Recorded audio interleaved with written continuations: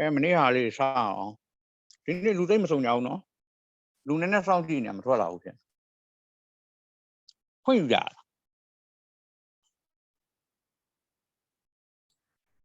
Xài khuyên nào mình xỉu chứ đã cùng chơi mình chứ hay là ok lưu công cái sẽ vậy chứ hô hô cái rồi nhỉ cho nó hú ai đó mình đi hà xem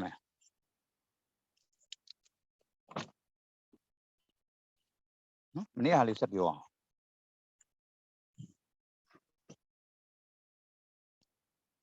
mình đi hà thì sắp vô mẹ sửa đó này cái gì đó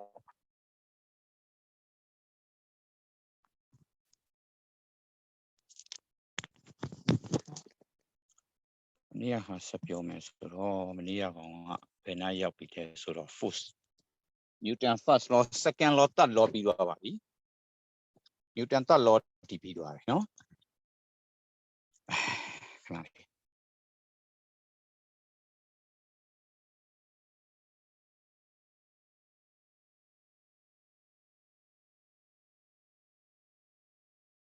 အဲ့တော့ third law တည်ပြီးသွားရင်ဘာပြောပြမလဲဆိုတော့ gravity နဲ့ weight နဲ့ဘယ်လိုပတ်သက်တယ်လဲဟုတ်ပြီနော်အဲ့ဒါလေးတစ်ခုရှင်းပြမယ် mass weight and gravity နော်အရာဝတ္ထုတစ်ခုရဲ့ mass ပြီးတော့သူ့ရဲ့ weight သူ့ရဲ့ gravity ဟုတ်လားဘယ်လိုတက်ရောက်တယ်လဲအောက်ကိုဆင်းတဲ့အခါဘယ်လိုအရှိန်တွေတိုးလာတယ်လဲအဲ့ဒါကိုရှင်းပြပါမယ်နော်အဲ့ဒါကိုရှင်းပြမယ်ဆိုတော့ကြည့်အောင်ကမ္ဘာမြေကြီးကဘာလဲအရာဝတ္ထုတိုင်းကိုဟုတ်ပြီနော်အရာဝတ္ထုတိုင်းကို10 meter per second အရှိန်တိုးအောင်မလုပ်အောက်ကိုဆွဲချတာဟုတ်ပြီနော်အဲ့တော့ပြောတဲ့အခါဘာပါလာပြီလဲဆိုတော့ terminal velocity ဆိုတာပါလာပြီအဲ့ဒါဘယ်လိုဖြစ်တယ်လဲဆိုတာပြောပြမယ်တခါတည်း terminal velocity ကိုပြောပြပထမအဦးဆုံးအရာဝတ္ထုတစ်ခုစပြီးတော့ကျလာတယ်အဲ့အရာဝတ္ထုကအောက်ကိုကျလာကျတော့သူကဆဆကျခြင်းအချိန်မှာဘာအရှိန်မှမရှိဘူး0 meter per second တစ်စက္ကန့်ကြာသွားပြီးတဲ့အချိန်မှာဘယ်လောက်ရသွားပြီလဲဆိုတော့သူ့မှာအရှိန်ကဘယ်လောက်ဖြစ်လာလဲဆိုတော့10 meter per second ဖြစ်လာကမ္ဘာမြေရဲ့ဆွဲအားကြောင့်ကမ္ဘာမြေကတစ်စက္ကန့်ကို10 meter per second အရှိန်တိုးအောင်ဆွဲပါတယ်အဲ့ဒါကြောင့်မလို့ acceleration due to gravity လို့ခေါ်တာပါ acceleration ဆိုတာအရှိန်တိုးအောင်လုပ်တာပါ speaker ပို့မြန်လာတာဒုတိယသွားတဲ့အခါလဲကြောက်ဘယ်လောက်ဖြစ်လဲ20 meter per second စက္ကန့်မှာဒီကနေဒီကိုတစ်စက္ကန့်ကြာတယ်ဒီကနေဒီကိုလည်းတစ်စက္ကန့်ပဲကြာတယ်အချိန်တူတူပဲဒါပေမဲ့အချိန်မြန်လာပါပြီတတိယစက္ကန့်လဲကြာရော30 meter per second ဖြစ်သွားပြီ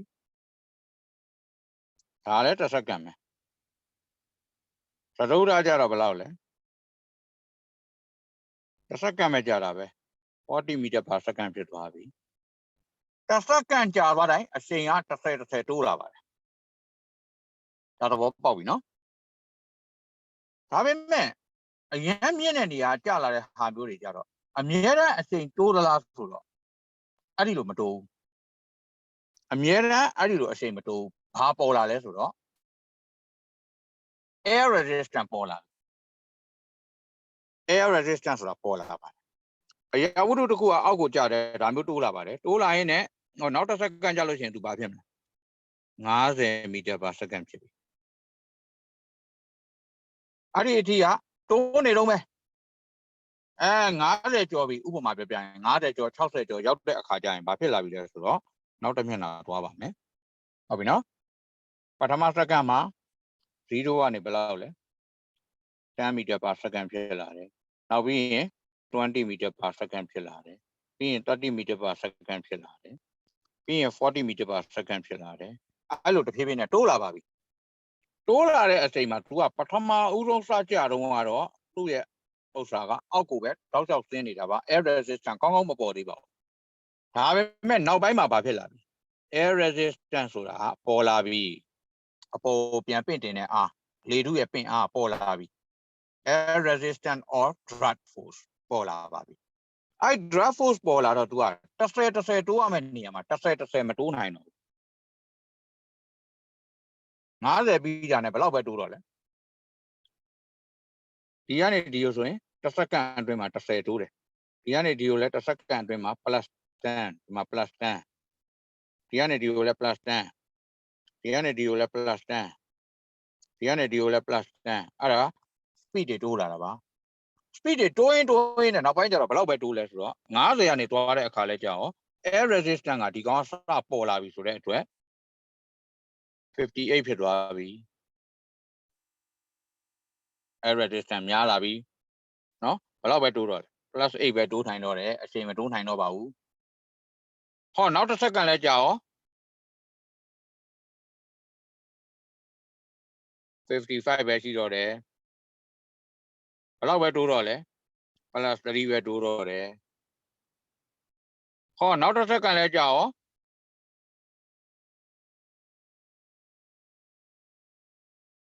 plus 1ပဲတိုးနိုင်တော့တယ်အချိန်ကဘာဖြစ်လို့လဲဒီက draft force က300နေပါဖြစ်လဲတပြေးပြေးနဲ့ draft force ကသူအောက်ကြတဲ့ဟာနဲ့ level နီးပါးလောက်ဖြစ်လာပြီ draft force ကလည်းများလာပြီ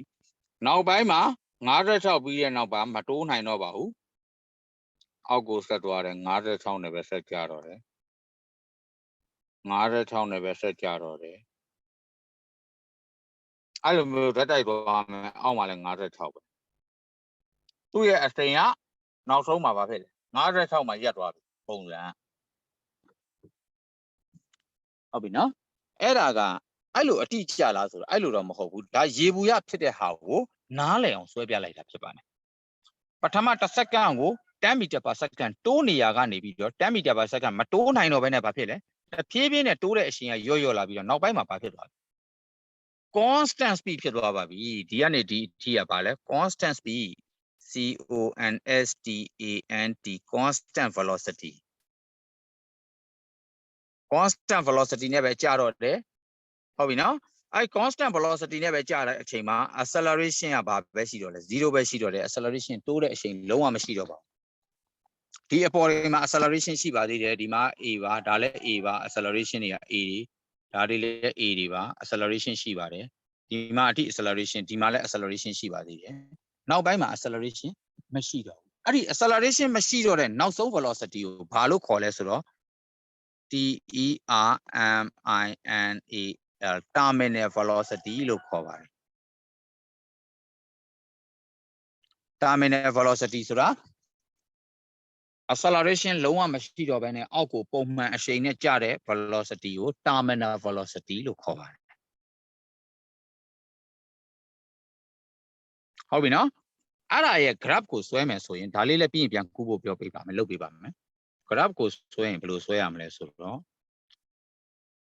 ဒီမှာ time second ဒီမှာက v meter per second ပထမအဆုံးတော့အရှိန်ကတိုးလာတယ်တစ်စက္ကန့်ကို30နှုန်းနဲ့တိုးလာတယ်နောက်ပိုင်းမှာတဖြည်းဖြည်းနဲ့ရော့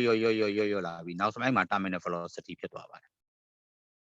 terminal velocity ကဒီနေရာပါဒါ terminal velocity ဖြစ်ပါတယ်နော်ဒီမြင်းဖြောင်းသွားတဲ့နေရာကို terminal velocity လို့ခေါ်ပါတယ်ဒါက acceleration တိုးလာတာပါဒီမှာတဖြည်းဖြည်းနဲ့ရော့သွားပါပြီရော့ရင်းနဲ့ constant velocity သို့မဟုတ် constant speed ဖြစ်သွားပြီမြင်းဖြောင်းဖြစ်သွားပြီအဲ့လို horizontal ဖြစ်သွားတဲ့နေရာကို terminal velocity လို့ခေါ်ပါတယ်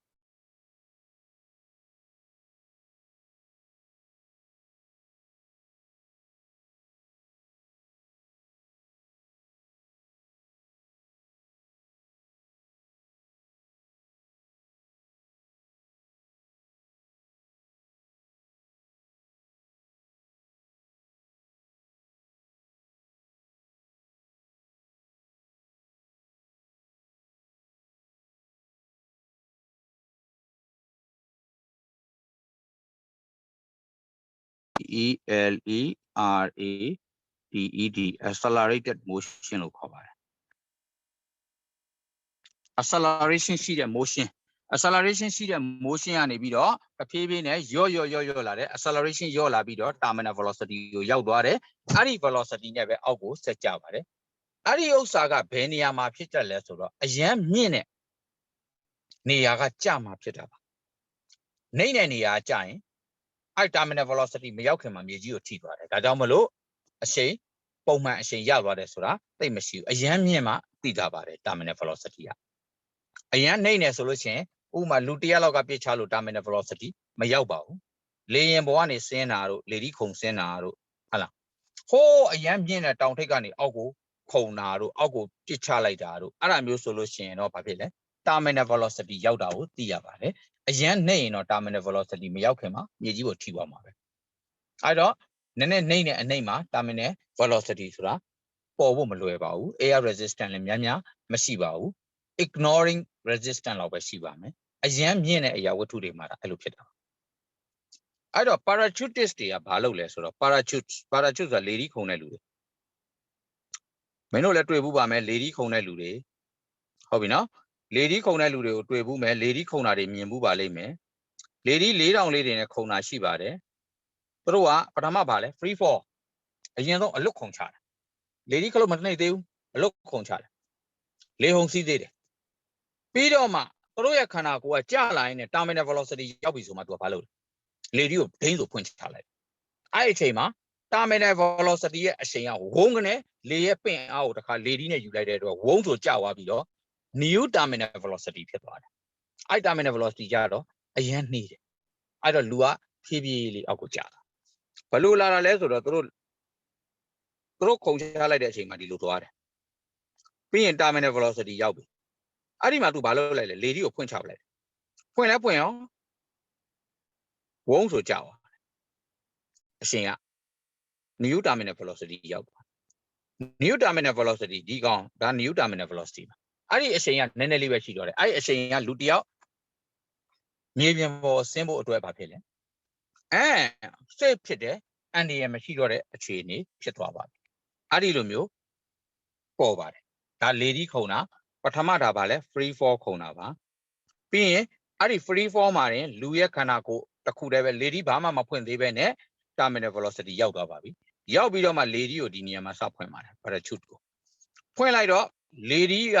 ဖွင့်လိုက်တော့လေဒီကလေရဲ့ပင့်အားကိုအများကြီးယူလိုက်တဲ့အတွက်ဒိန်းဆိုသူကအချိန်လုံးဝတန့်သွားတဲ့ပုံစံဖြစ်သွားပြီးတော့ new terminal velocity ကိုကျသွားတယ်ဆိုတော့ speed ဖြည်းဖြည်းလေးဖြစ်သွားတယ် speed ကနှေးသွားပြီဒီမှာ speed နှေးသွားပါပြီ brake အုပ်လိုက်တဲ့သဘောပါပဲ speed နှေးသွားပြီးတော့ new terminal velocity နဲ့အောက်ကိုဖြည်းဖြည်းချင်းကျလာတယ်မကျတော့ပဲနေတာတော့မဟုတ်ဘူးလေထဲမှာတန်းလိုင်းကြီးတော့မနေပါဘူးအောက်ကိုတော့ဆက်ကျတယ်ဒါပေမဲ့ဖြည်းဖြည်းလေးပုံမှန်အရှိန်လေးနဲ့ပဲကျလာတယ်မြေကြီးပေါ်ဆင်းသွားတယ်ဒါပါပဲဒီအထိနားလည်ကြလားနားမလည်တဲ့နေရာကိုတစ်ချက်ပြန်မေး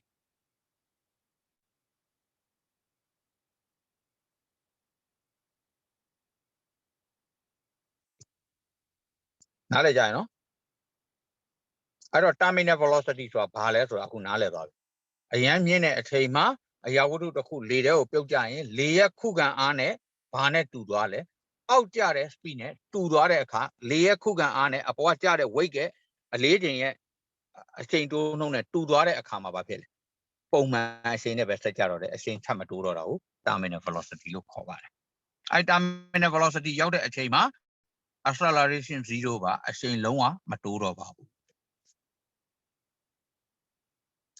နော်အဲ့ဒါကဘယ်လိုပုံစံဖြစ်သွားလဲဆိုတော့သူတို့ပြောတာကအရာဝတ္ထုတစ်ခုဒီအောက်ကိုကျတာ weight ဖြစ်ပါတယ်အဲ့ဒီ weight နဲ့ drag force ဆိုတဲ့ air resistance နဲ့တူသွားတာပါ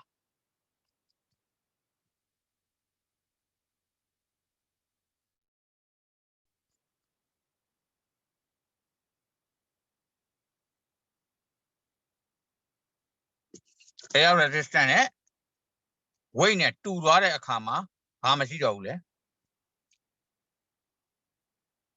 အချိန်တိုးတာမရှိတော့ပါဘူးအချိန်မတိုးတော့ပါဘူးညီသွားပြီအဲ့ဒီမှာ constant speed ဖြစ်သွားပါပြီ constant speed နဲ့ပဲအောက်ကိုကျတော့တယ်အောက်ကလေပင်အားနဲ့အပေါ်က weight ကြောင့်တိုးတဲ့အချိန်နှစ်ခုတူသွားတဲ့အခါမှာဘာဖြစ်လဲပုံမှန်အချိန်နဲ့ပဲဆက်ပြီးသွားတော့တယ်ဆိုတာဒါပဲကဲအဲ့တော့ဟိုးစီရဟာနဲ့စပြီးတော့ပြပေးမယ်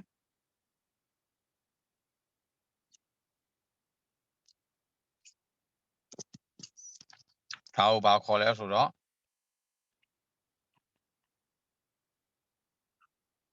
acceleration due to gravity လို့တက်ထားပါ ကဲဒါလေးဆွဲပါဆွဲပြီးရင်နောက်တစ်မျက်နှာသွားပေးမယ်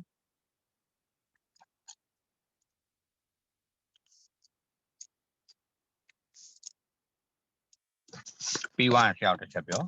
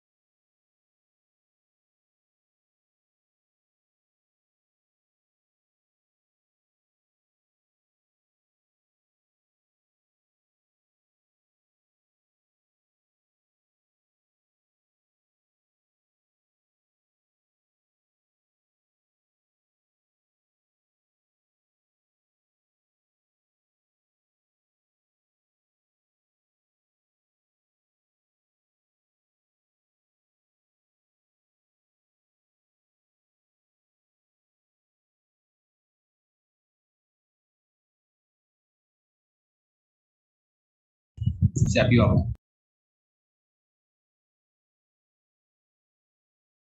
် ဟုတ်ပြီနောက်တစ်ခုနော်နောက်တစ်ခုပြမယ်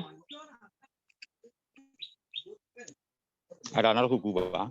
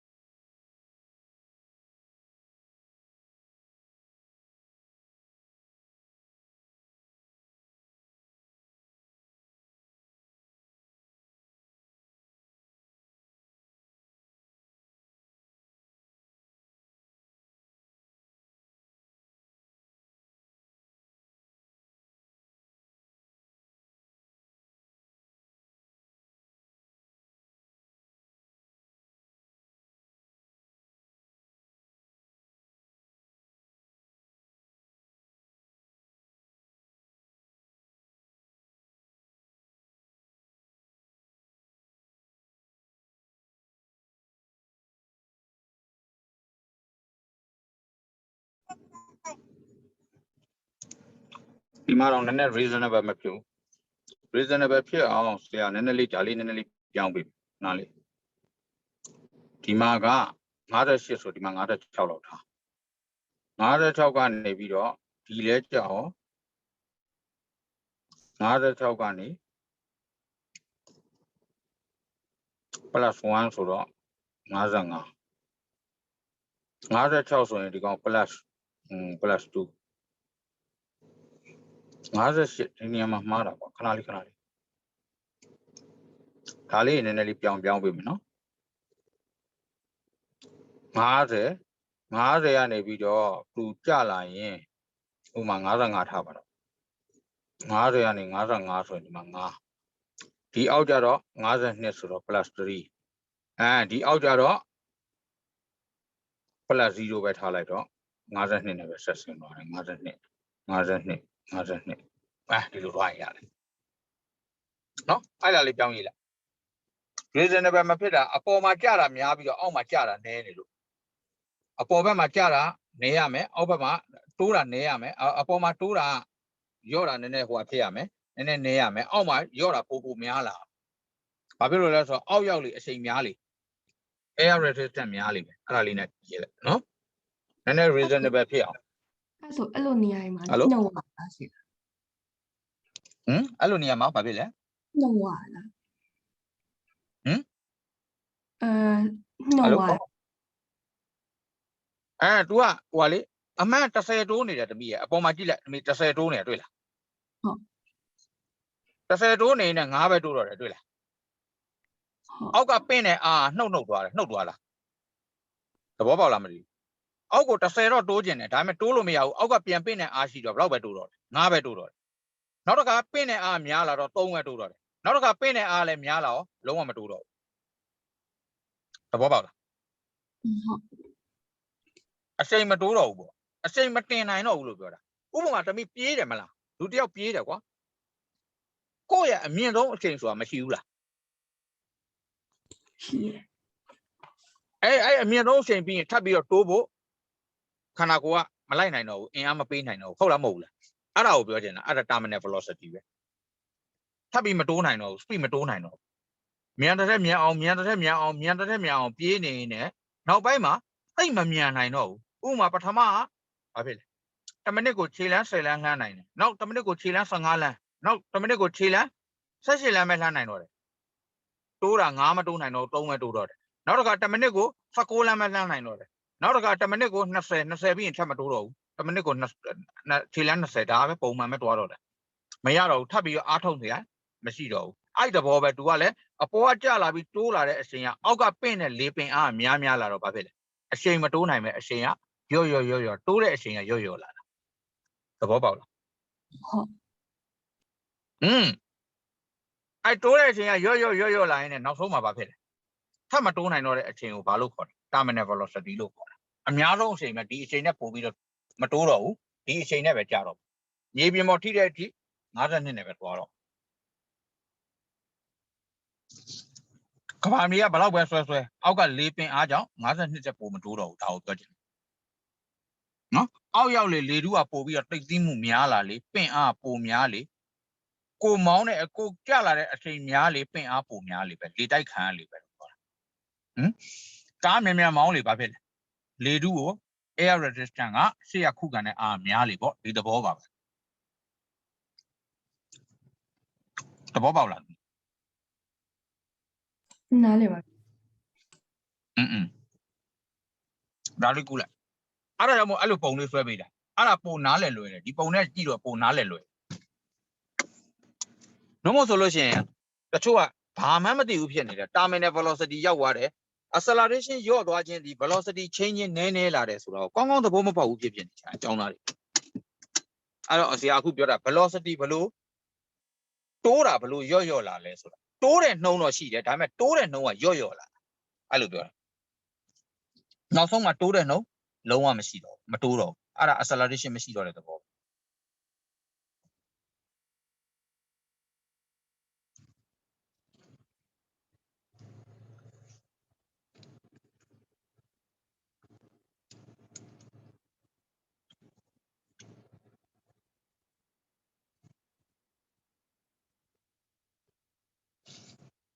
weight က definition ကမနေ့ကပေးပြီးပြီနော် weight is the downward force due to downward force of ဘာဖြစ်လဲ acceleration due to gravity downward force of gravity ကြောင့်ဖြစ်သောအောက်ကိုကျဆင်းသောအားကိုဘာလို့ခေါ်တာ weight လို့ခေါ်တာမှတ်ထားပါမနေ့က mg နဲ့ရေးထားတယ်လေ weight equal to mg ဆိုတာဘာဖြစ်လို့လဲ acceleration due to gravity g နဲ့မြောက်အောင်မယ်လို့ပြောထားတာအဲ့ဒါကြောင့်ပြောတာကဘာမှာတိုးတာ g ကဘယ်လောက်လဲ10စီတိုးပါတယ်တစ်စက္ကန့်အောင်10စီတိုးပါတယ် Jupiter မှာကဘာထက်23ဆကြီးတဲ့အတွက်230မီတာper second တိုးပေါ့တစ်စက္ကန့်အောင်230တစ်စက္ကန့်အောင်230တိုးတော့မှာပေါ့လမှာကျတော့ကဘာထက်6ဆငယ်တဲ့အတွက် 1.6 လောက်ပဲတိုးပါတယ်1.6 meter per second 1.6 meter per second လောက်ပဲတိုးကဘာကတော့10တိုးပါတယ်10 meter per second square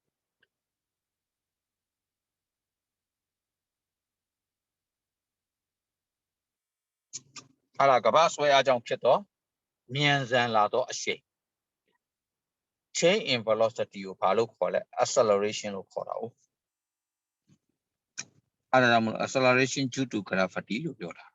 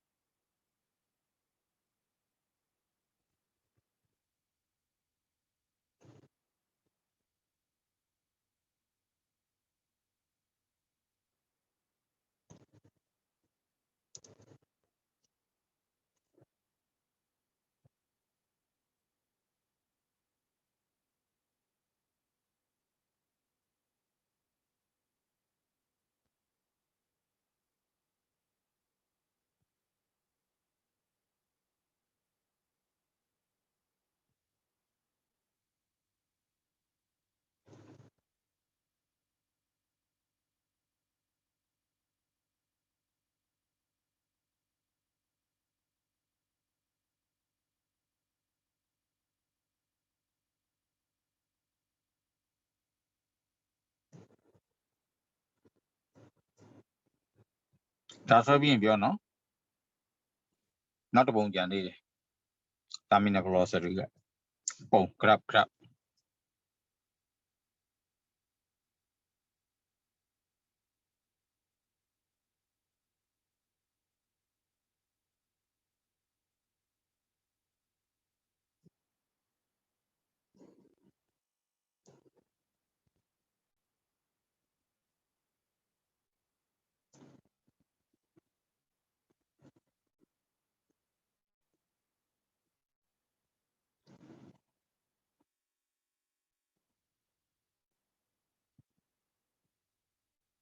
加咕噜比一下。 ဟဲ့ဟုတ်ပြီ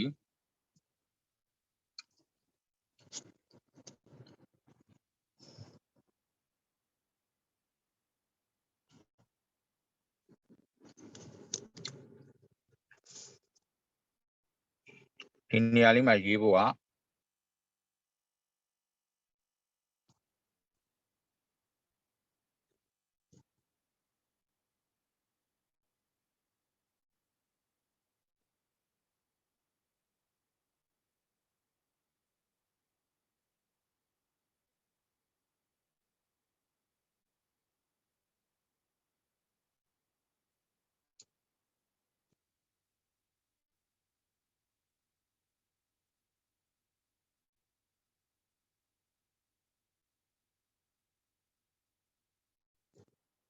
ဒါ terminal velocity ပါဒီအောက်က new terminal velocity ပါရိုးရိုး terminal velocity က parachute မဖွင့်ခင်ပါအောက်က parachute ဖွင့်ပြီးမှထပ်ဖြစ်သွားတဲ့ terminal velocity ပါဒါလေးဆွဲလိုက်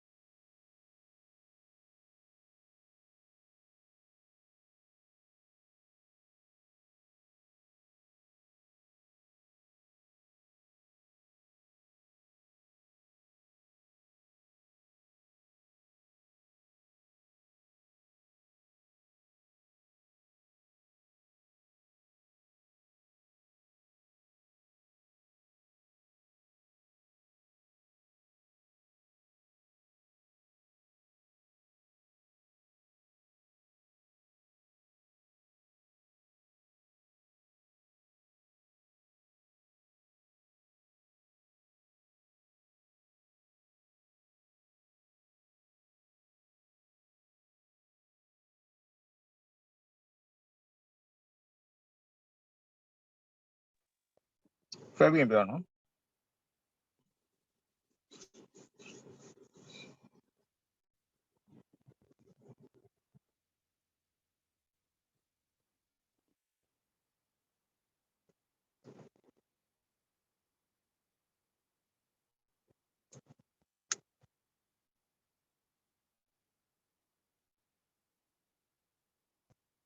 ဆရာပြီးပါပြီ Okay နော်အဲ့ဒါပြီးပြီဆိုရင်အခုဆရာထပ်ပြောပြမှာပြောမယ်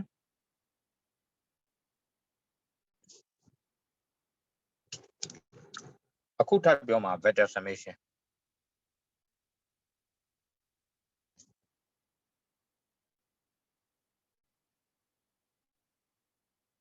vector တွေပေါင်းခြင်းပေါ့SUMMATION summation vector summation vector တွေပေါင်းကြမယ်ဘယ်လိုပေါင်းလဲဆရာပြောပြမယ် vector တစ်ခုကဒီလိုသွားတယ်400 newton r တစ်ခုပေါ့ဒီဘက်ကနေပြီးတော့300 newton ဒီလိုပြန်တွန်းထားတယ်ထားပါအဲ့ဒါဆိုရင်သူ့ရဲ့ resultant vector force of resultant vector is equal to ဆိုရင်ဘယ်လိုရှားလဲဆိုတော့ဒီဘက်ကို400သွားတယ်ဒီဘက်ကို300ပြန်နှုတ်တယ်ဟုတ်ပြီနော်ဒီကနေဒီကို100ကျန်တယ်400တွေက300ကိုဘာလုပ်လိုက်ရလဲနှုတ်လိုက်ရတယ် opposite direction မလို့သဘောပေါက်လားမသိဒီကနေဒီအထိကဘာဖြစ်သွားလဲ cancel ဖြစ်သွားတာနော်ဒီနှစ်ခုကဘာဖြစ်သွားလဲ cancel ဖြစ်သွားတယ်400တွန်းတာကို300ပြန်တွန်းလိုက်100ပဲကျန်တော့တယ်ဒါပေမဲ့100ကဘာလဲ400ရဲ့ direction ဆက်သွားအဲ့တော့400 minus 300 equal to 100 newton ဘယ်ကိုတွားမလဲ RNGHT right ဒါပဲပြီးသွားပြီညာဘက်ကို100 newton ဆက်သွားပါလိမ့်မယ် resultant force နောက်တစ်ခုကဘယ်လိုလဲဆိုတော့ဒီလို400တွားတယ်400ပြီးတော့မှအပေါ်တက်တဲ့ကို300 newton တက်တယ်အဲ့ဒါဆိုရင်အဲ့ vector ကိုဘယ်လိုပေါင်းရလဲမှတ်ထားပါဒီ vector ရဲ့ head နဲ့ဒီဒုတိယ vector ရဲ့ tail နဲ့လာဆက်ပါ head to tail လို့မှတ်ထားပါအဲ့တော့သူ့ကိုဆက်ရင်ဘယ်လိုဆက်ရလဲဒီကောင်ရဲ့ head နဲ့ဒီကောင်ရဲ့ tail ကိုလာဆက်လိုက်တယ်ဒီကောင်က400ဖြစ်ပါတယ်ဒီကောင်က300ဖြစ်ပါတယ် newton တွေပါအဲ့ဒါဆိုရင် resultant vector ကဘယ်ဟာဖြစ်မလဲဆိုတော့အစမှတ်နဲ့အဆုံးမှတ်ကိုဆက်တာကို resultant vector လို့ခေါ်ပါတယ်စမှတ်နဲ့ဆုံးမှတ်နဲ့နှစ်ခုကိုဆက်လိုက်ပါပြီးရင် head နေရာမှာ head ထက် tail နေရာမှာ tail head to head tail to tail ဆက်လိုက်ပါခေါင်းနဲ့ခေါင်းအမိနဲ့အမိ resultant vector ကကြတော့စမှတ်နဲ့ဆုံးမှတ်ကိုလမ်းဆက်ပြီးတော့ head ရှိတဲ့နေရာမှာ head ထက် tail ရှိတဲ့နေရာမှာ tail လို့သတ်မှတ်လိုက်အဲ့ဒါဆိုရင်ဒါ F R ထွက်လာပါပြီအဲ့ဒီ FR ကကြတော့ဗာနဲ့ရှာလို့ရ Pythagoras theorem နဲ့ရှာလို့ရပါတယ် FR the whole square equal to 400 square plus 300 square Pythagoras theorem အရာဒေါင်းမှန်ဆောင်အနားနှစ်ခုရဲ့နှစ်ထပ်ကိန်းများပေါင်းခြင်းသည်ဒေါင်းမှန်ကန်အနားနှစ်ထပ်ကိန်းနဲ့တူတယ် hypotenuse square နဲ့တူပါတယ်ကောင်းပြီ400 square နဲ့300 square ကိုတွက်လိုက်မယ်ဆိုလို့ရှိရင်400 square က16နောက်က36လုံးပါ300 square က9နောက်က3ည34လုံးကိုကောင်းလဲ34လုံးပြောတယ်16နဲ့34လုံးကိုကောင်းလဲ9နဲ့34လုံးဆိုတော့25နဲ့34လုံးရပါလိမ့်မယ်တို့နှစ်ခုပေါင်းလိုက်အဲ့တော့မှ FR ကိုလိုချင်တယ်ဆိုရင်ဒီက square ကိုဟိုဘက်ကိုပို့တော့ square root ရှားပါတယ်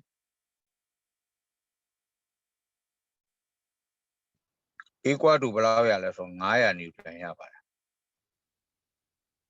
FR equal to ဘယ်လောက်ထွက်သွားလဲ900 newton ဖြစ်ပါတယ် direction change သွားတယ်ဆိုတာနဲ့300နဲ့400ပေါင်းလို့900မဖြစ်တော့ပါဘူး900ပဲဖြစ်ပါတယ်သေချာကြည့်ပါ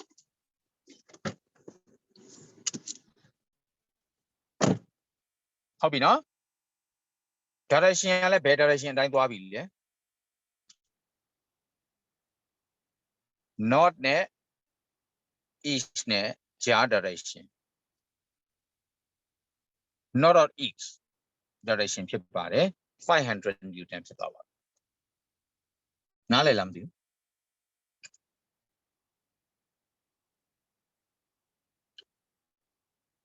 head နဲ့ tail နဲ့ဆက်ရတယ်နားလည်ကြလား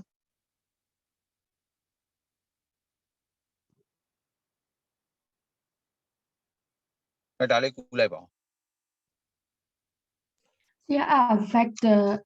ဘာလဲဆရာ topic က vector summation သမီး vector summation ဆို vector များပေါင်းခြင်း sorry ဒီမှာရေးထားတာဟိုဟာဖြစ်သွားလို့လက်ရေးဆက်သွားလို့ sorry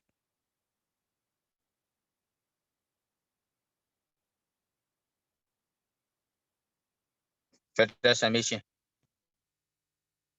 vector တွေပေါင်းခြင်းပေါ့ကွာ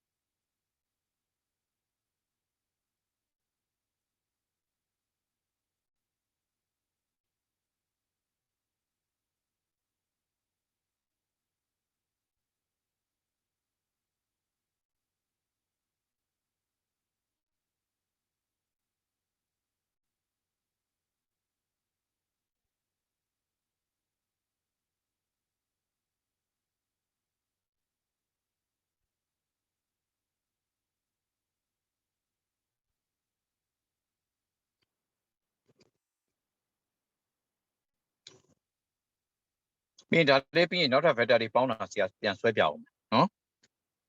ပုံညာနေဆွဲပြပါ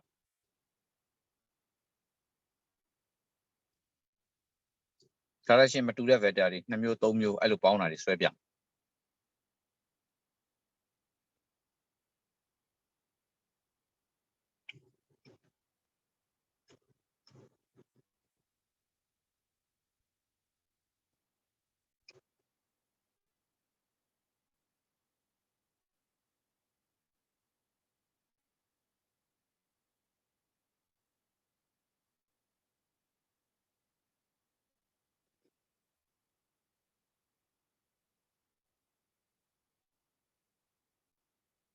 ပြီးရင်ပြောနော်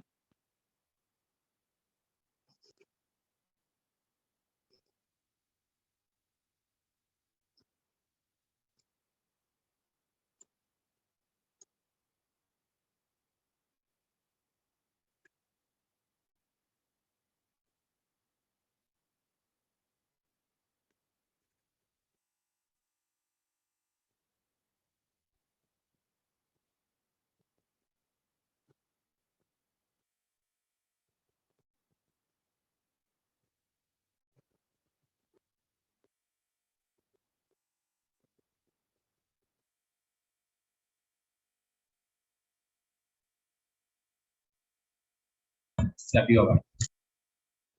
ဟုတ်ပြီကဲကြည့်ရအောင်ဒါဆိုရင် vector 3ခု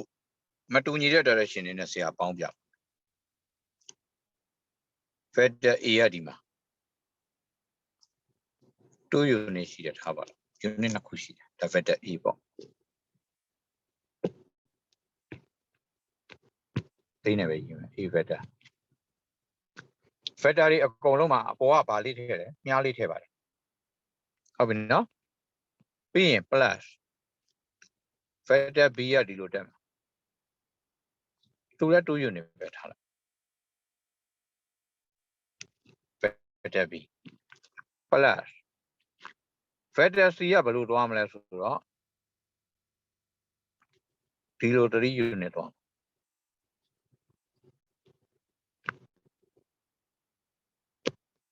ဒါတော့ ABT 3ခုပေါင်းပါလွယ်ပါတယ်အရင်တော့ vector A ကိုအရင်ယူလိုက်ပါ2 unit သူ့ရဲ့ direction အတိုင်းယူလိုက်ပါ vector A ပြီးရင် vector A ရဲ့ head နဲ့ vector B ရဲ့ tail နဲ့လာဆက်လိုက်အဲ့လိုတက်တဲ့အခါကျရင် vector B က2နဲ့ဘာဖြစ်လဲ parallel direction ဖြစ်ရမယ်နော်အဲ့ဒါလေးတစ်ခုမှတ်ထားပါဒီကောင်နဲ့ဒီကောင်က parallel ဖြစ်ရမယ် direction 2ရမယ်ဒါ vector B ပါ vector B ပြီးရင် C ရဲ့ C ကိုဆွဲမယ်ဆိုလို့ရှိရင် vector B ရဲ့ head နဲ့ C ရဲ့ tail နဲ့လာဆွဲလိုက်ပါ C ရဲ့ tail နဲ့ဒါ vector C ဖြစ်ပါတယ်ဒါဆိုရင် resultant vector ဘယ်ဟာဖြစ်မလဲဆိုတော့ဆွဲစရာမကြံတော့ဘူးဆိုရင်ဘာလုပ်မလဲအစမှတ်နဲ့အဆုံးမှတ်နဲ့ကိုလှမ်းပြီးဆက်လိုက်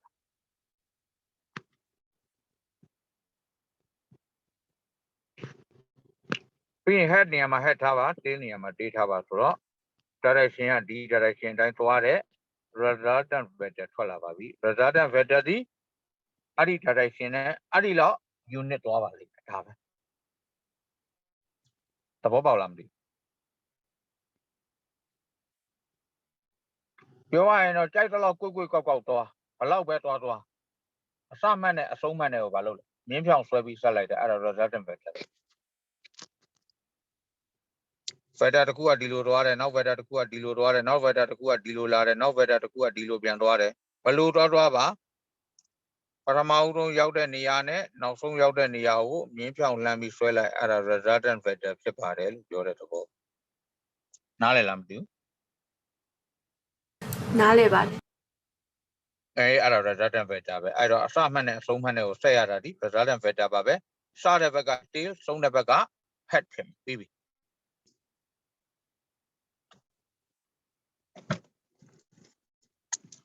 အဲ့တော့ vector တွေကြိုက်တဲ့လောက်ပေါင်းလို့မရဘူးလားရပြီပေါ့ head to tail head to tail head to tail နဲ့ဆက်သွားပြီးရင်အစမှတ်နဲ့အဆုံးမှတ်နဲ့ဆက်ပေးလိုက် head မှာ head ထား tail မှာ tail ထားလိုက်အဲ့ဒါ resultant vector ဒါပဲ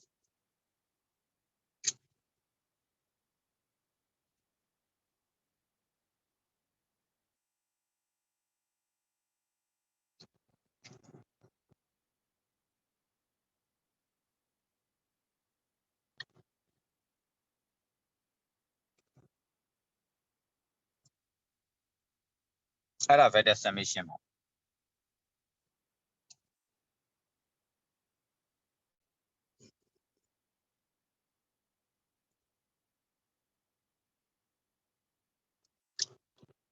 ပြီးရင်ပု္ပ္ပာသွားကြရအောင်เนาะပု္ပ္ပာသွားမယ်ဆိုလို့ရှိရင်တော့သမီးတို့ပု္ပ္ပာသွားမယ်ဆိုလို့ရှိရင် PDF file ကိုပဲအရင်ဖွင့်လိုက် PDF file ရဲ့ပထမဦးဆုံးပု္ပ္ပာတွေကနေစပြီးတော့ဒါအရင်ရှင်းမယ်ပြီးတော့မှ textbook တွေကတစ်ခါပု္ပ္ပာဟိုပေးထားတဲ့စာအုပ်တွေကပု္ပ္ပာတွေတစ်ခါတွက်မယ်နှစ်မျိုးသလုံးတွက်မယ်အကုန်တွက်မယ်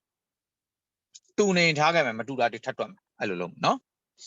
အခုလောလောဆယ် PDF file တွေကပု္ပ္ပာကိုအရင်တွက်မယ်ဟို 123.6 ဆိုတာဒါတို့သမီးတို့ download လုပ်ထားတယ်အဲ့ဒီထဲဟာတွေအရင်တွက်ပု္ပ္ပာတွေเนาะ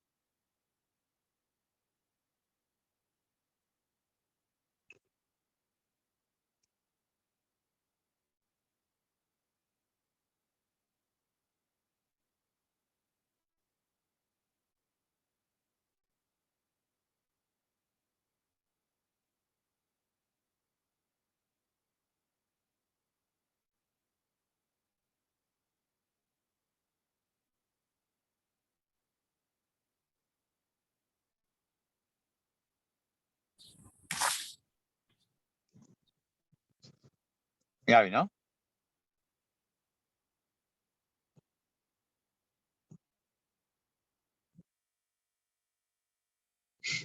ရမလားဆရာသွားလို့ရမလား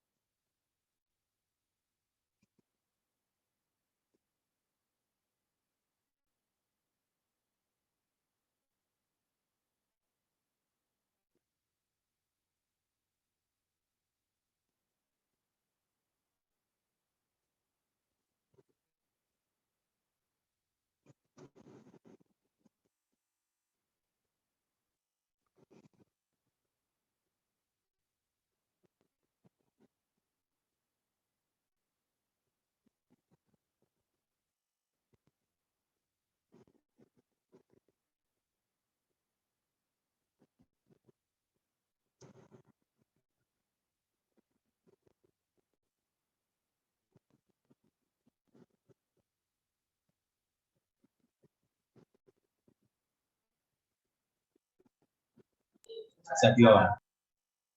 အေးဟုတ်ပြီအဲ့ဒါဆိုရင်အခုကြည့်ရမှာက PDF file လေးတစ်ချက်တော့အားလုံးဖွင့်ပေးကြပါဆရာကို PDF file လေးဖွင့်မှာ PDF file လေးတွေကပုတ်စာတွေနည်းနည်းလုပ်ကြည့်အောင်နော် problems လေးတွေလုပ်ကြည့်အောင် PDF file မှာpage 20 28 page 28ကစကြည့်မယ်ပုတ်စာတွေပါလာပြီ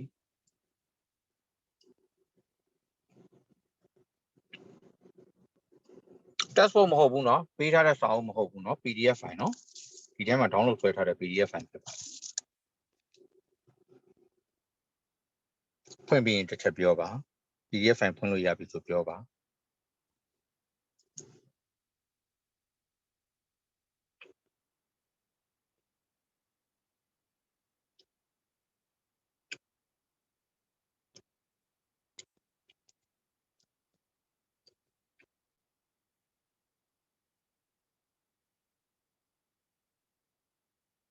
page 28ပါ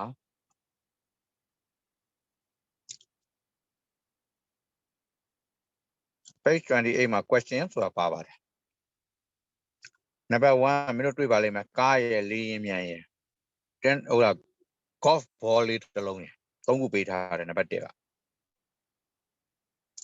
သူ့ရဲ့ left side မှာကားအနီလေး2ခုနဲ့ကားကွေတဲ့ပုံစံပြထားတဲ့ပုံပါပါတယ် ABC ဆိုပြီး3ပုံပါတယ်ကားအနီလေးတစ်စီးပွားနေတဲ့ပုံတွေ့ကြလား ဟုတ်ပြီပါ အဲ့မှာ question ကိုကြည့်အောင် figure 3.5 shows 3 objects that are moving object 3ခုပေးထားတယ် that are moving သူတို့ကရွေ့နေကြတယ် if 4x on each object object တစ်ခုဒီမှာတက်ရောက်လိုက်တဲ့ force ကိုဘာလုပ်လဲပြထားပါတယ်တဲ့ for each say how its movement will change သူ့ရဲ့ movement ဘယ်လို change သွားမလဲ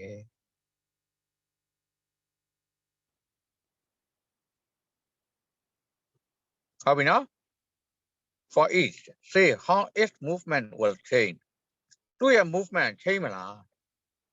change ဘယ်လို change မလဲ tennis ball ကအားကအရှိကိုတက်ရောက်လိုက်ရင်သူ့ရဲ့ movement ဘယ်ကိုပဲသွားမလဲ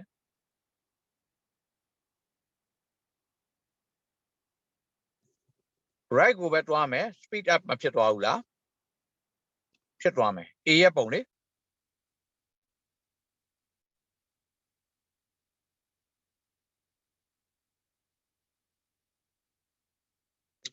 သဘောပေါက်လား ဟုတ်ကဲ့ A ရဲ့ပုံကA ရဲ့ပုံကပထမဦးဆုံးဖြေရမှာသူ့ရဲ့ movement ကဘယ်လိုဖြစ်မှာလဲ A က A စဖြေရမှာနံပါတ်1က A က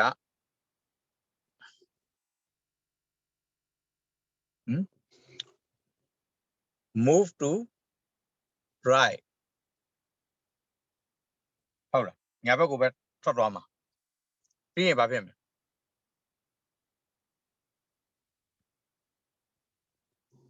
အချိန်နဲ့ထွက်သွားမှာမဟုတ်ဘူးလားအဲ့ဒါကို speed up ထည့်မရေးနဲ့တော့ရတယ် move to right ပဲရေးလိုက်ရင်ရပါပြီဘာဖြစ်လို့လဲသူကဘောလုံးတစ်လုံးကိုမလုပ်ထားတယ် golf ball လေးကို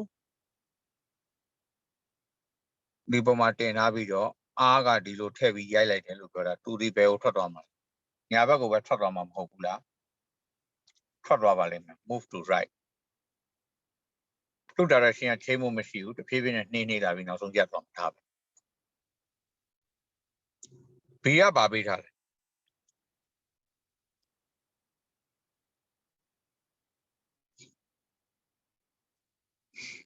ကားတစ်စီး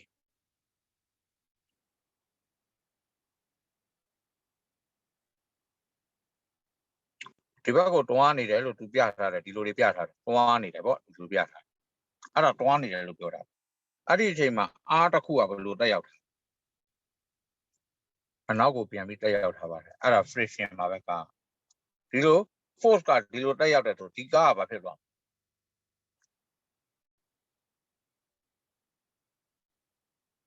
နောက်ကိုပြန်ဆွဲထားတဲ့အားဖြစ်နေတဲ့အတွက်ဘာဖြစ်သွား car is slow down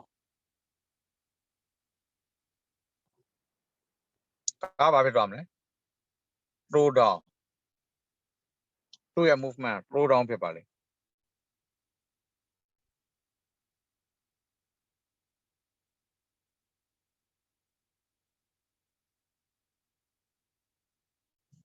direction တော့မချိန်ပါဘူးဟုတ်လား slow down ဖြစ်သွားမှာ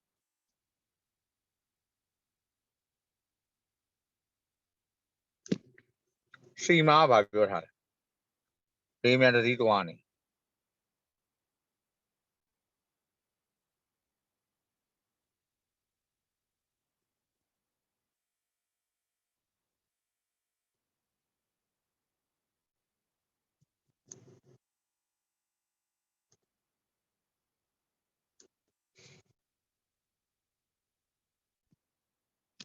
ဟုတ်ပြီနော်လေးမြန်တစ်စီးတွန်းနေတော့အားဘာဖြစ်ဒီဘက်ကိုပြမထားဘူး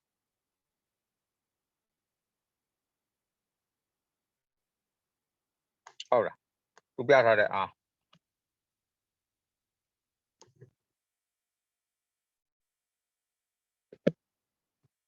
အဲ့တော့လေးမြန်ဘာဖြစ်သွားမလဲ direction ထိလားမထိဘူးလားလေးမြန် direction ထိမှထင်လားမထိဘူးထင်လား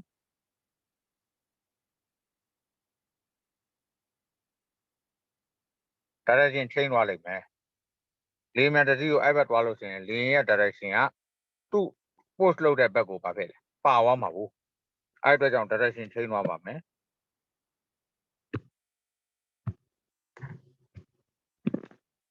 change in direction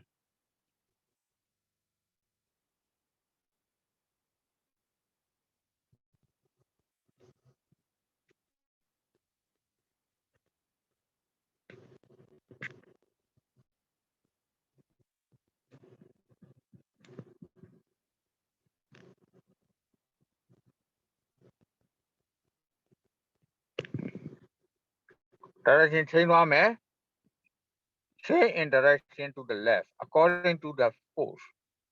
တက်ရောက်တဲ့ direction အတိုင်းသူချိန်သွားပါလိမ့်မယ် left ကိုအဓိကထားပြီးချိန်သွားပါလိမ့်မယ်လို့ပြောတဲ့သဘော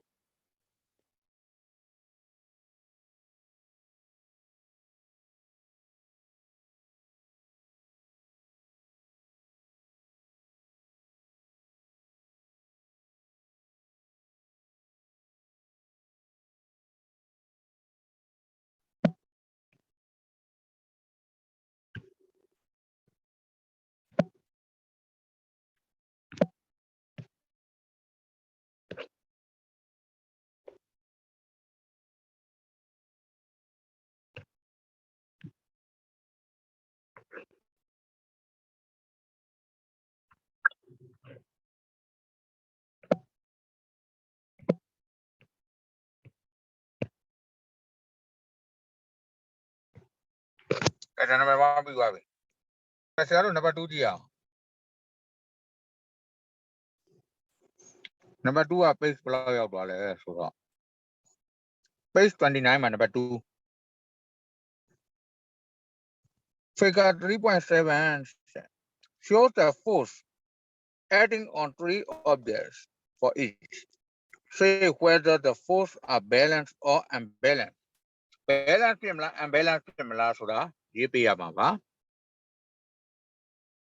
If force are unbalanced, calculate the resultant force and give x direction. Resultant force နဲ့သူ့ရဲ့ direction လေးပြောပြတာပါသူ့ဘောတက်ရောက်တဲ့အားတွေကတစ်ခုတည်းပို့ပါတယ်ဟုတ်ပြီနော် balance ဖြစ်မလား unbalance ဖြစ်မလားတဲ့မေးထားပါတယ်အပေါ်မှာပေးထားတဲ့အားတွေဖြစ်ပါတယ်အဲ့ဒီဥစ္စာတွေကိုတွက်ပေးပါလို့ပြောတာပါပထမအဆုံးပုံမှာတန်လုံးတစ်လုံးသို့မဟုတ်အဝိုင်း object နော် solid object တစ်ခုဟုတ်လား sphere တစ်ခုကိုဘာလုပ်လဲ right ကို80 newton left ကို60 newton ဆိုပြီးတော့တွန်းထားပါတယ်သူ့ရဲ့ direction နဲ့သူ့ရဲ့ balance ဖြစ်မဖြစ်ကိုပြောပြပါဆိုတော့ညာဘက်ကို80ဘယ်ဘက်ကို60ပြန်တွန်းတဲ့အတွက် unbalance force ပါ unbalance force ဟုတ်ပြီနော်အဲ့ဒါကိုဘာလို့ခေါ်လဲ unbalance force လို့ခေါ်လို့ရပါတယ်တွေ့ကြတယ်နော် number 2 A အတွက်က unbalance force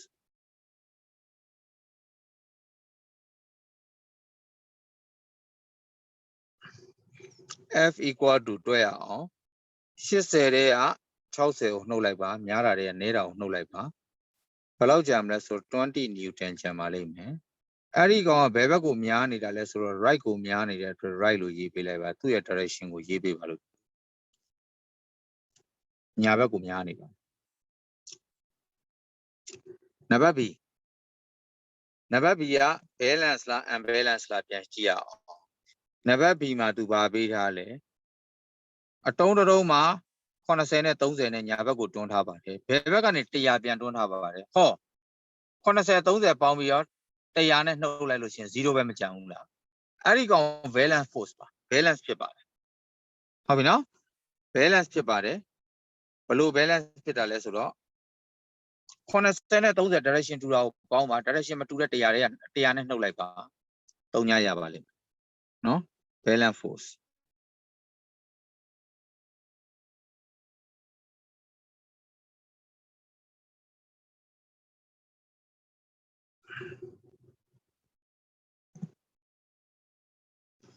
balance force ကဘယ်လိုလဲဆိုတော့ F equal to 80 အပေါင်း30 minus 100 equal to 0 newton ဖြစ်ပါတယ်ဒါကြောင့်မလို့ဒီကောင်ဒီဘယ် direction မှမရွေ့ပါဘူးအဲ့ဒီနေရာမှာပဲရပ်နေပါလိမ့် direction ရွေ့တာမရှိပါဘူးညာဘက်ကိုလည်း100ဘယ်ဘက်ကိုလည်း100ဖြစ်တဲ့အတွက် direction တစ်ခုခြေနေပါလိမ့်ဟုတ်ပြီနော်အဲ့တော့ net force မရှိတဲ့အတွက်ဒီအရာဝတ္ထုသည်ဘယ်ဘက်ကိုမှမရွေ့ပါဘူးဒီအလယ်မှာပဲရှိပါလိမ့်မယ် net force မရှိဘူး net force 0အဲ့တော့ဒီကောင် balance force လို့ပြောလို့ရပါတယ်ကဲနံပါတ် C ကြည့်အောင်နံပါတ် C ကဘာပေးထားလဲဆိုတော့အပေါ်280အောက်ကို320ဖြစ်ပါတယ်အောက်ကိုကျတဲ့ force ကများပါတယ် downward force ကများပြီးတော့ upward force က270ပဲရှိပါတယ်အဲ့တော့320တွေက270ကို minus လုပ်ရမယ် downward ကများတဲ့အတွက် downward ဆိုပြီးတော့ရေးပေးရဒါပဲအဲ့တော့320 minus 270 downward ကများတဲ့အတွက် downward force ဖြစ်အဲ့တော့ C က unbalance force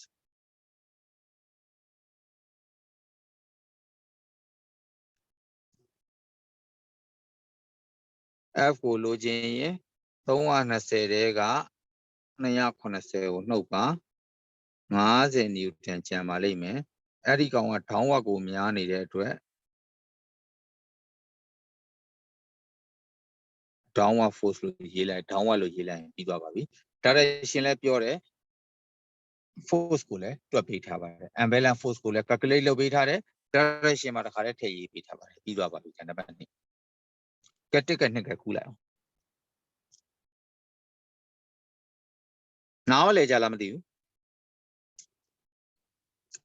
မေကွန်ကတွေ့ကြလား ဘာလဲပါ မေကွန်လည်းတွေ့တယ်နော်ဟုတ်ပြီခုလိုက်အောင်ကိုပြီးရင်ဆရာကိုပြောနောက်ပု္ပ္ပစာတွေဆက်သွားအောင်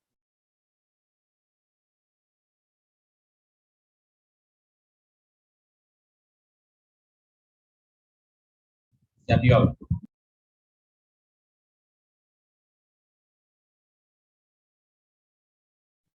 ကဲပြီးပြီဆိုလို့ရှိရင်နောက်ပု္ပ္ပစာသွားကြရအောင်နောက်ပု္ပ္ပစာကြတော့ဆရာတို့ကြည့်မယ်နံပါတ်3ကိုလိုက်ရှာရအောင်2ပြီးသွားပြီဆိုတော့3ကိုရှာရမယ် force calculation ဖြစ်တဲ့နံပါတ်3ပါ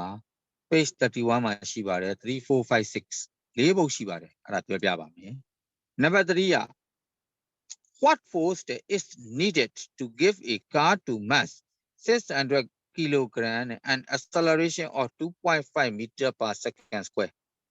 acceleration ပေးထားတယ် mass ပေးထားတယ် force ဘယ်လောက်လဲလို့မေးထားတဲ့အတွက် force ပုံစံนี้မှာအစားထည့်လိုက်ရင်ရပါပြီ F equal to ma mass နဲ့ acceleration နဲ့မြှောက်ရင် force ရတယ်ဆိုတော့တည်ပြီးသားပါဒါကြောင့်မလို့ force ကိုတွက်ပေးပါလို့ပြောတဲ့အတွက်အရင်ဆုံး mass m is equal to 600 kilogram a acceleration a is equal to 2.5 meter per second square အဲ့ဒါလေးအရင်ရေးလိုက်ပါမယ်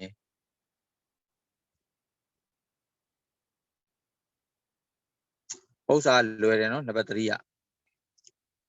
နော် mass is equal to 600 kg acceleration is equal to 2.5 meter per second square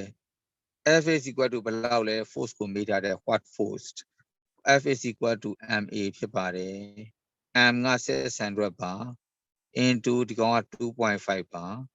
kilogram နဲ့ meter per second square နဲ့မြောက်တော့ kilogram meter per second square ကို newton လို့ရေးရပါတယ်ကဲ 2.5 က3ညာနှလုံးအရင်ဆုံးထည့်လိုက်တယ်ပြီးတော့မှ 2.5 နဲ့ 6 နဲ့ multiply လုပ်ပါ25နဲ့ 6နဲ့ဆိုတော့150ရပါတယ်ဒသမတနေရာပြန်ဖြတ်လိုက်ပါတယ်စုစုပေါင်းဘာရတာလဲ1500 newton ရပါတယ် equal to 1500 newton r ကအဲ့ဒီလောက်ဖြစ်ပါတယ်လိုချင်တဲ့ force ရသွားပြီ number 4ပါတခါတည်းပြပြပါမယ်ကြည့်လိုက်ပါဒီမှာတွက်လို့ရတယ် number 4ကဘာလဲဆိုတော့ a stone of mass 0.2 kg falls with an acceleration 10 meter per second square နဲ့အောက်ကိုကျလာပါတယ် how big is the force that cause this acceleration အဲ့ဒီ acceleration ကြောင့်သူ့ရဲ့ force ကဘယ်လောက်ဖြစ်လာမလဲလို့မေးတဲ့အတွက် mass နဲ့စောစောကပြောတဲ့ acceleration နဲ့နှစ်ခုပဲမလုပ်ရမှာလဲမြောက်ရမှာပါပဲ force ကိုမေးထားတဲ့အတွက်အဲ့တော့ mass က 0.2 force က10လို့a က10လို့ရေးပေးရပါမယ် mass က 0.2 kg acceleration က 10.0 meter per second square force ကိုမေးထားပါတယ် ma နဲ့ပဲတွက်ပါမယ် m က 0.2 into 10လို့ပြောတာပါဒီမှာ20ရမယ်20ကိုမှဒသမတနေရာဖြတ် equal to 2 newton ထွက်ပါတယ်ပြီးသွားဒါ force ပါကဲ3နဲ့4နဲ့ကူလိုက်ပါ force ကိုတွက်ချင်ရင် mass နဲ့ acceleration နဲ့ multiply လုပ်ပြီး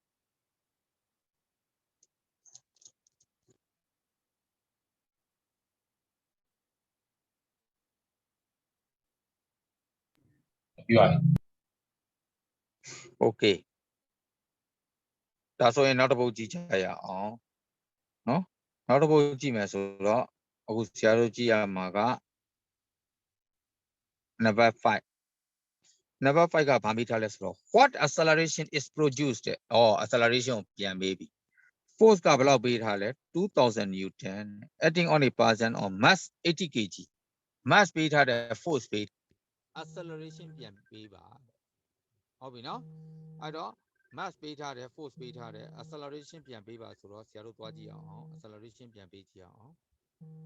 နော်အဲ့တော့သူက number 5ကဘာပေးထားလဲဆိုတော့ mass က80 kg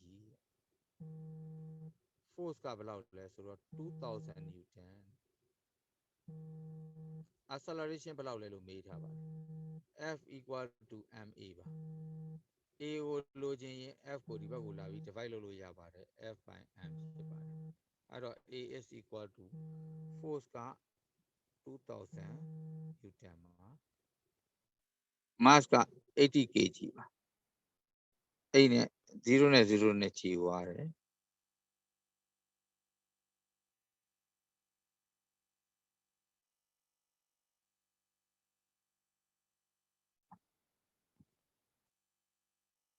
25ရပါတယ်25 acceleration ဖြစ်တဲ့အတွက် meter per second square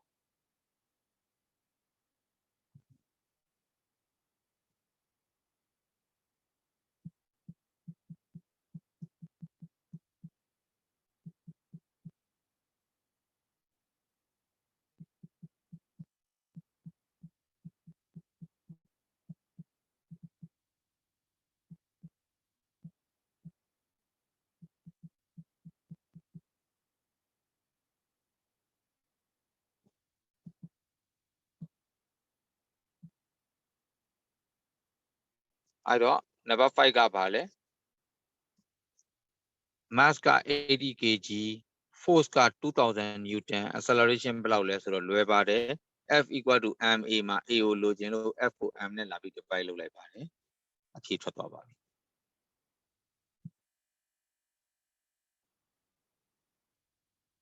ကဲခုလာအောင်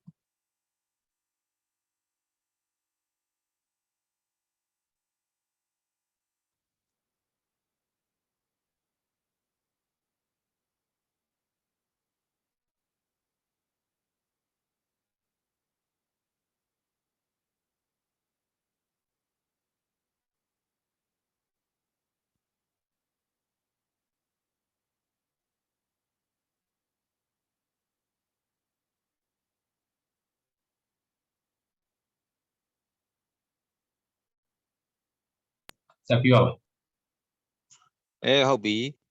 number 6ကိုကြည့်ကြရအောင်ဒါဆိုရင် number 6 one way to find the mass of an object is to measure its acceleration and one a force acting on it mass ကိုရှာဖို့အတွက်ဆိုရင်အရာဝတ္ထုတစ်ခုမှာ force နဲ့ acceleration နဲ့သိရင်ရှာလို့ရပါတယ်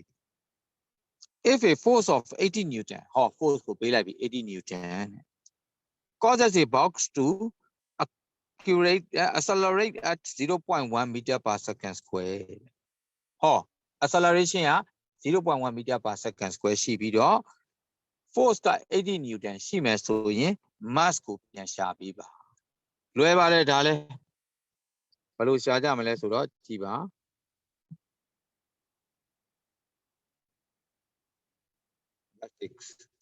force ကဘယ်လောက်ပေးထားလဲ80 newton acceleration က 0.1 meter per second square ဘာမေးထားလဲ mass is equal to ဘယ်လောက်လဲ F equal to ma ဖြစ်ပါတယ် m ကိုလိုချင်ရင်လည်းဘာသွားလို့လို့ရတယ် F ကို a နဲ့ divide သွားလို့ရပါတယ် a ကိုရှာရင်လည်း m နဲ့ divide သွားလို့ m ကိုရှာချင်ရင်လည်း a နဲ့ divide သွားလို့ရပါတယ်သူတို့နှစ်ခုက multiply လုပ်ထားလို့ပါဒါကြောင့်မလို့ m is equal to force ကဘယ်လောက်လဲဆိုတော့80 newton a ကဘယ်လောက်လဲဆိုတော့ 0.1 အဲ့ဒါဆိုရင်အောက်ကို10နဲ့မြောက်အပေါ်လဲ10နဲ့မြောက်တော့အပေါ်က800ရပါအောက်က1ပဲဆိုထည့်မရတော့ဘူး800 kg 0.1 မလားအောက်ကို10နဲ့မြောက်အပေါ်လဲ10နဲ့မြောက်အဲ့ဒါဆိုရင်အောက်က1ဖြစ်သွားတယ်အပေါ်က800ဖြစ်သွားတယ်ဒါကြောင့်မလို့800 kg လို့ရေးပေး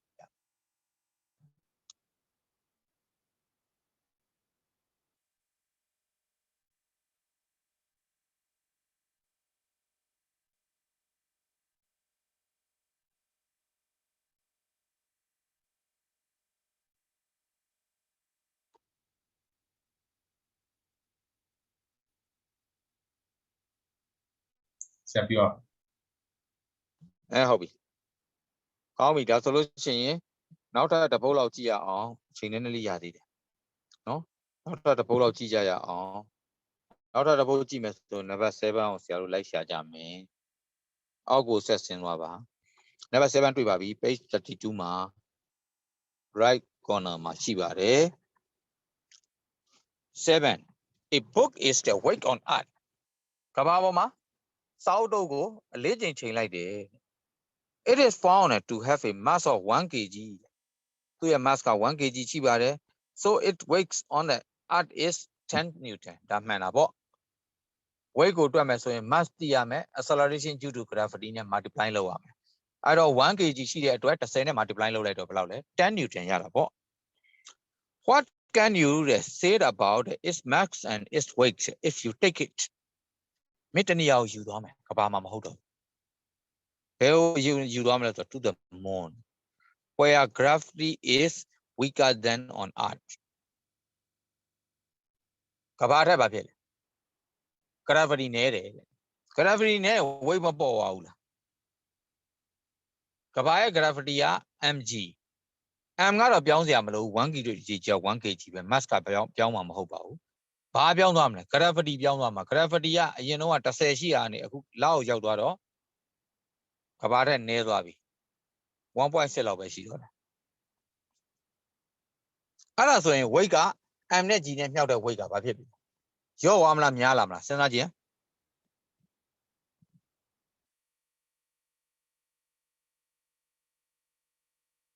Yo jam. 社会ညာဝမှာ Namyauda. Yo me bajam pita les. W equal to mg melada. ဟုတ်တယ် Gravity ya 0 beta da. Oh. Gravity ya gababo ma belau leda. G of R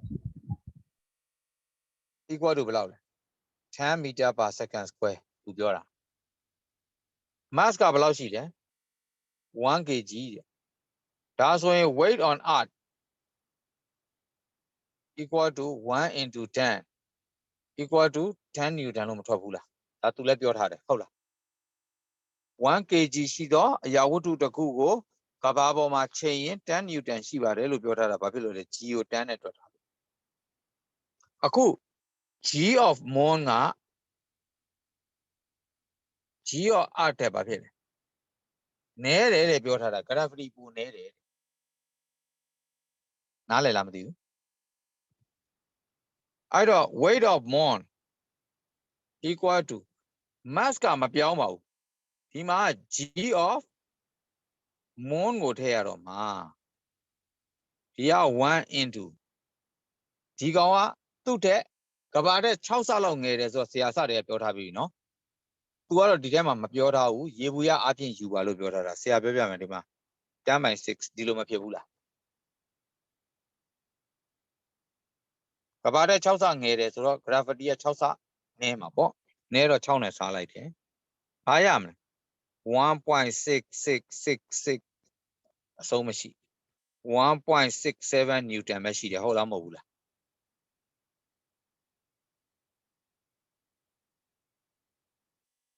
လာပေါ်မှာ gravity နည်းတဲ့အတွက်ဘာဖြစ်လဲ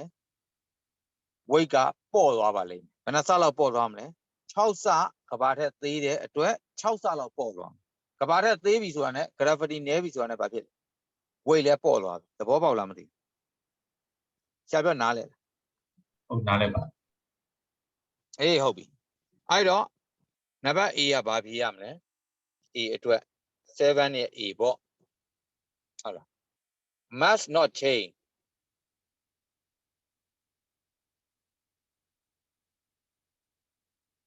mass ကတော့ပန်းဒီတစ်လုံးဆိုလဲပန်းဒီတစ်လုံးကြောက်ခဲတစ်လုံးဆိုလဲကြောက်ခဲတစ်လုံးလူတစ်ယောက်ဆိုလဲလူတစ်ယောက် mass ကပြောင်းเสียမရှိပါဘူး weight ပဲပြောင်းသွားမှာပါလပေါ်မှာ weight ကဘာဖြစ်လဲ decrease ဖြစ်သွားမှာပေါ့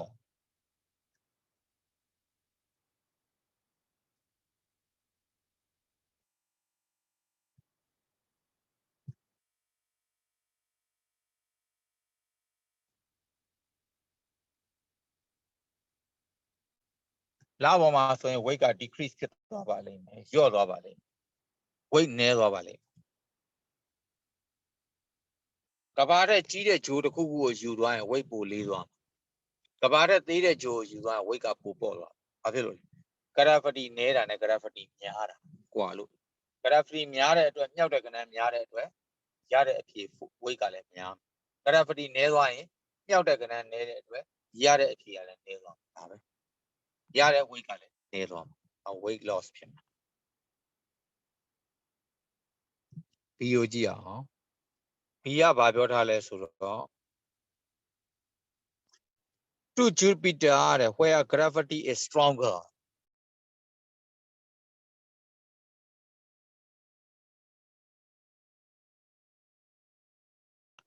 မချိန်ပါဘူး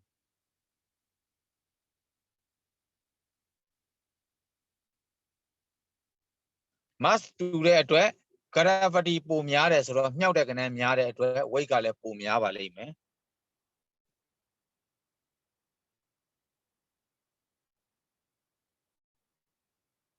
weight increase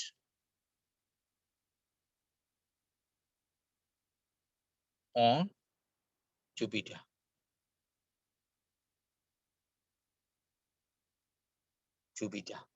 ဟုတ်ပြီနော် Jupiter ပေါ်မှာဘာဖြစ်လဲ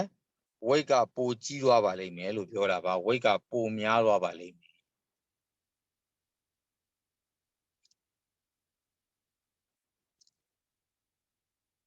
ဘာဖြစ်လို့လဲ G ပိုများလို့ပါ mass ကမပြောင်းဘူးမြှောက်တဲ့ G ကနည်းရင် weight ကလည်းနည်းသွားမယ်မြှောက်တဲ့ G များရင် weight ကလည်းပိုများသွား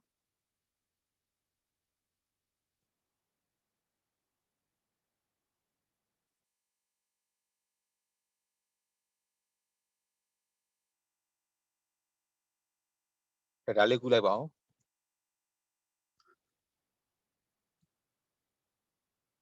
ဆရာပြောပါ အေးဟုတ်ပြီဒီနေ့ဒီမှာရက်ထားပေးမယ်9မှာမနက်ဖြန်ညရင် freely falling နဲ့ပတ်သက်တဲ့8နံပါတ်8ကဟုတ်ပြီနော်ပြီးရင်နောက်တစ်ပတ်ကြာလို့ရှိရင်ပြီးရင် chapter and question က5ပုဒ်ရှိတယ်အဲ့5ပုဒ်က5ပုဒ်မကဘူး10ပုဒ်ရှိပါတယ်အဲ့10ပုဒ်လုံးအကုန်တွက်ပါမယ်ပြီးမှဟိုဘက် test ပုဒ်တွေကပုဒ်စာတွေတခါမတွက်ရသေးတဲ့အကုန်လိုက်တွက်ပါနော် okay ဒီနေ့ဒီမှာရက်ထားပေး see you next week အားလုံးဘိုင်ဘိုင်နော်